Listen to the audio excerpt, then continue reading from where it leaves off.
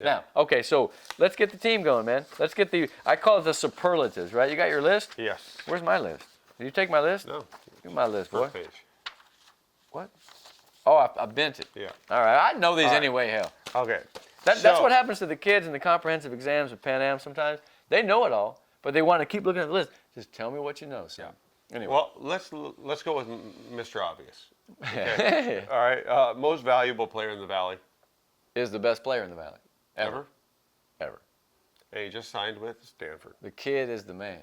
They're Okay? committed. Yeah, the kid is the man. He did everything that was possible for him to do with his amazing talent and his work ethic and the way he was raised and the coaches that he had. Come on. 50 touchdowns, man. 50 touchdowns. There are teams that didn't score 50 touchdowns. A lot of teams that didn't score 50 touchdowns. Yeehaw. No, he was great, man. And, you know, he probably got tired of me talking about him all the time, calling all these silly names. He's a very sober-minded kid. Some guys are jazzing around, acting like fools. No, man, I can tell that he's going to make it at Stanford because he's just got the right mindset. Yeah. I mean, I think sometimes he looked at me like, man, what's wrong with this guy? You know. And I can only imagine. Mr. Fast, come on. He went out of business. When you left the Valley, Mr. Fast is going out of business. It makes perfect sense. Yeah. And I know one guy that I know pretty well, Rene Rodriguez, who went to Stanford. Mm-hmm. He got to be pretty ecstatic that, you know, ran track at Stanford. He got all those records. You know, he's got to be pretty ecstatic that Trevor Spates chose Stanford. I mean, he's going to do really well over there. I wonder, let's see, I just want to see what it's going to be like out there because they throw to their backs or they, you know, sometimes they have a feature guy. I'm just excited, man, because, you know, he makes the area look good. Everybody knows about Trevor Spates, man. I mean, upstate, around the country. He's a finalist for one of those big shot awards in the top 10. Now, it's a once-in-a-generation, maybe once-in-a-lifetime player. We've really enjoyed having him. And gee whiz, man, go up there and knock him dead. Yeah. Yeah, and you're going to get a quality education. You're going to be set up, whether you go on and play more football or whether you get a degree. You're thinking about PE or engineering. That's 18-year-old for you. You don't know. Yeah. Be an engineer. Come down and build some buildings here. Yeah. Build yourself a gym. But amazing player. Yeah. Just amazing. You know, he's different than every back down here because, and almost anywhere. Come on, forget about down here. That big, that fast, that strong, that quick. I mean, he's got everything. Yeah. Everything, man. And as we saw, he's an amazing defender. You got to be kidding me. God, incredible. Yeah.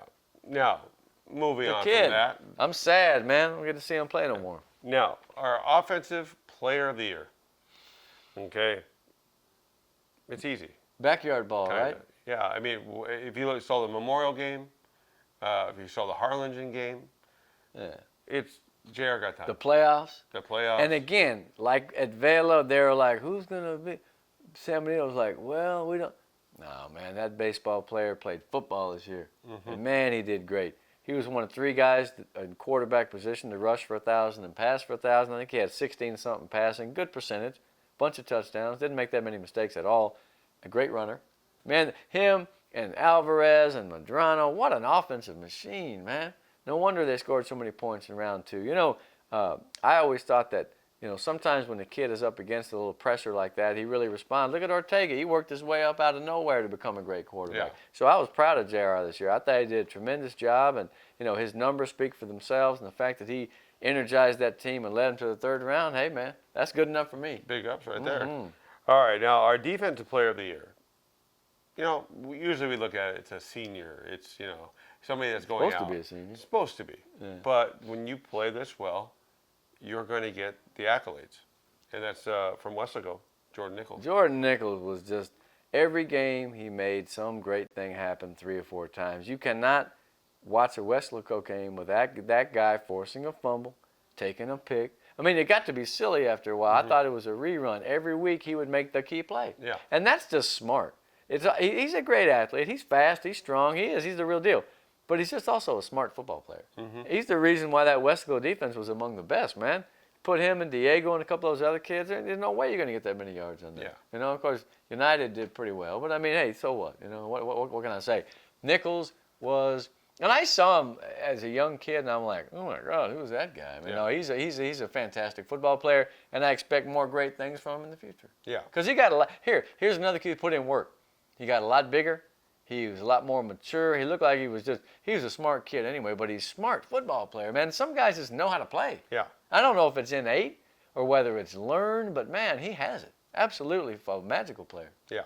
Now, our newcomer of the year only had a few games, and he got thrown into the fire, like into the man, lava. come on. Yeah. Man, how did he do that? Yeah. 2,000 total yards almost, and half of a season and about a half a season, 6-7 games. Landry Gilpin, man. Yeah. You're not supposed to be able to do that kind of stuff. And I swear, man, watching him in the early stages against Vela, I felt like I was watching Manziel, And the guy Really, was yeah. so good, And now You he's couldn't going to touch him. He had No. invisible juice. He was just. yeah, whoop. You're gonna have to take that kid and just let him develop because he's got a great start. Now, will he get bigger and stronger? Look at his genes. His dad is a menacing fellow. Yeah. And he's got uncles that are enormous. So he may not get to be 6'4" and billowy and willowy and menacing like the Gilpins, but he's going to grow and he's going to lift and he's going to do the work. Yeah. Because his dad won't settle for nothing less. Yeah. He'll make him work. And if I don't think he has to make him work. And if he can jump like his sister, he can be Oh, a great God, basketball is he player. great or what, Yeah. man? What a family. Give me Yeah. a break. He's the latest and the greatest of that group, and, man, I know they're proud of him. There won't be a sophomore jinx. Yeah. No, because he's just that good a player, man. I mean, give me a break. Now here's the hardest one. Oh, it was impossible. It was impossible. Absolutely. We were looking at Coach of the Year, and we put him on the forums, and we Get said, my list here. the 12 the guys, four yeah. names that kind of came to you were Gomez, Dan Gomez, Manny Gomez, Yeah, Mike Salinas, yeah. and who was our last one? Well, Tino was on the list. Tino was on the St. list. Joe. Oh, my list is longer, Yeah. man. I got them guys. I got Oscar. I got. Yeah. Now, here's the three guys that stand out to me because they faced a ton of adversity. Habecker at Roma. Didn't he win last year? Yeah. Yeah. And Yeah. then, Gilpin. Yes. They were dead in the water, right? Yeah. Down goes their quarterback, this and that. They went over and made a big win. And Marty Salah. Yeah. Big Joe, man, you got to say he's on this list. Tom Campos from Porter. All of these guys have something to recommend themselves. Did you think at the beginning of the season that Harlingen and Samanita would be in the third round? You don't have No. to, not really. Not I mean, it wasn't a done deal at all. Yeah. We didn't know what to expect out of that district. We just knew it was going to be tough. We just didn't know if it was going to be like a fake tough or real tough, and they were real tough. If you give a Coach of the Year award for the entire season, plus individual games that were great, what Harlingen did at McAllen Memorial, that was pretty impressive, man. They stopped the kid. That ain't supposed to happen. Yeah. That's a good thing right there. Yeah. And that was the marquee win for them. Yeah. But San Benito, man, I Yeah. called it early on in the season. I'm not trying to brag, but I kind of had a feeling they were going to be really good. Yeah, and they everybody's were. kind of wondering where we're going with this. I know. We don't yeah. know. We're just kind of free flowing here, Yeah. like spoken word poetry. Well, you go through it and you just don't know who to pick. Right. Because Tino you had the best season in St. Joe in 10 years. Yeah, and so you start going through this and you start like weighing the wins and things of that sort. But then you really need to look at it, and you almost want to look at what adversity did the teams go through What is to coaching? make it. What is coaching? Yeah. Is it teaching them in August to block, or is it holding a team together when everything craps out or seems like it's crapping out? That's why we finally made a decision. Yeah, and it came to us about while we were watching a basketball game today. Yeah. Greg asked me, "What do you think about this guy?" And I said, We asked a couple other people, and they're like, "Oh yeah, I get Yeah. it. I get it. It makes sense." Yeah. Yeah. And I don't think you can go through as much adversity that they had prior to the season, during the season, Continually. the postseason, going into the postseason. Yeah. And, let's be realistic. There were some rumors that we were hearing that weren't very nice, and we were like, I hope they do it in the playoffs. Bottom line is, a pressure cooker in the Delta. Okay, Ed Couch loves its football. They're crazy fans. They're very intense people. The school board is very involved, and we're not picking on nobody. I don't have any remark to make. I'm just saying that everybody knows that's a tough place to be. Yes. It's the greatest when you win. Yeah. But when you don't, people have a high expectations. I don't blame anyone for that. But Joe Marticellar, to me, was the guy. Yeah. Okay, because they were dead in the water, man. They lost the pace. They were trying to run him out of town, and he won 2 playoff games. Yeah. Went 3 deep. And if you add up the amount of things that happened to that team, see, to me, coaching is preparing kids. It is being there on time, making sure we get to eat. But it's also how do you handle it when you have major injuries, car wrecks, home invasions, people getting hurt. I mean, dude, Ed Couch had a nightmarish season, but that guy and his staff resurrected that team and engineered them into the third round, and that's crazy, man. Yeah. Absolutely beautiful. And you look at it, I I remember getting the text about the Segura family in the summer. Oh, God, horrible. Next thing you know, he's in San Antonio with the family. You know, and it's something to be said about that. You know, and it's not really, we're not weighing on that, but just what he did with that team this year, incredible. Expediencies, okay? Here's the thing. That's what coaches tell you. That's what the program's all about. How do we handle when things don't go our way? Do we quit? Do we pack them in? Do we start whining? Or do we get back to work? And for our money, and all these guys were mentioned, and there are a couple others. I mean, give me a break.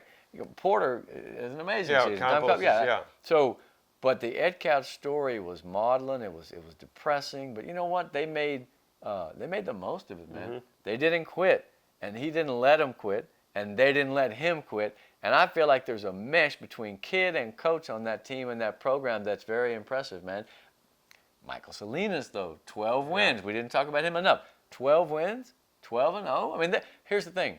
Great players on our All-Valley team, great damn coaches in the Valley. Yeah. There's a ton of guys who did a wonderful job, and, you know, quite frankly, there are some guys that you may come up with that we didn't mention, but we just felt that, you know, for what coaching is all about, you know, what you've done for many years is be able to rebound.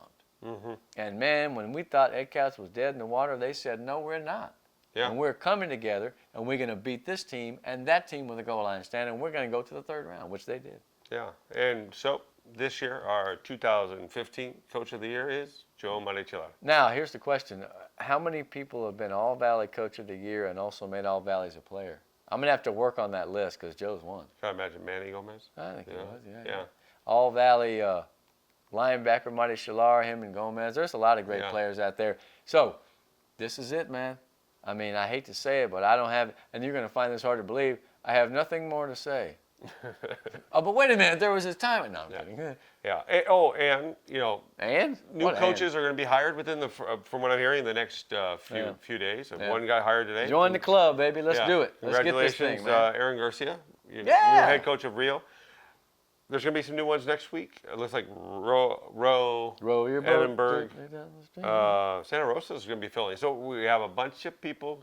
We're going to have some new coaches and new situations. Like I said, join the club and let's see what happens next year. Kids get in the weight room and stay out of trouble, and let's take a deep breath, get into basketball, and before you know it, Greg Selber, Jake Berry, the show will return. We promise.